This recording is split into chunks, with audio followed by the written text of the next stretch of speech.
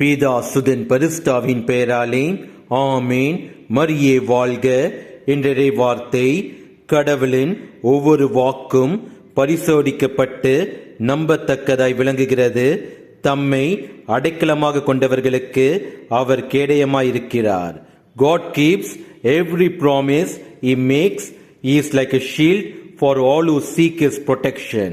நீதிமொழிகள் அதிகாரம் 30 வசனம் 5.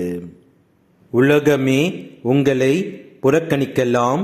புது தொழிலை நீங்க தொடங்கியிருக்கலாம், ஆனால் அதை மக்கள் புறக்கணிக்கலாம். உங்கள் நெருங்கிய உறவுகளோ உங்களின் உறவு வேண்டாம் என்று உங்களை புறக்கணிக்கலாம். உங்கள் வாழ்வில் உங்களுக்கு ஏற்படும் தோல்விகளை பார்த்து உங்களை புறக்கணித்தவர்கள் மகிழலாம். கவலைப்படாதீர்கள். நீங்கள் கடவுள் இயேசு கிறிஸ்துவை அடைக்கலமாக பற்றி பிடித்துக் கொள்ளுங்கள்.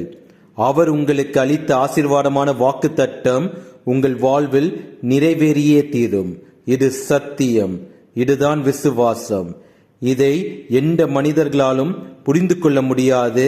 இதை உணர மட்டும்தான் முடியும். இயேசுவுக்கே புகழ்.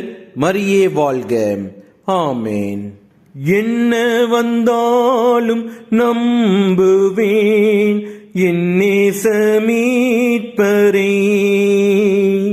யார் கைவிட்டாலும் பின் செல்வேன் எனது இயேசுவே. அகல ஆழ உயரமாய் எவ்வளவு அன்பு கூர்ந்தார். என்ன துன்பங்கள் வந்தாலும் என்னை கைவிட மாட்டார். காக்கும் வல்ல மீட்பர் உண்டெனக்கு, உண்டெனக்கு, உண்டெனக்கு. காக்கும் வல்ல மீட்பர் உண்டெனக்கு.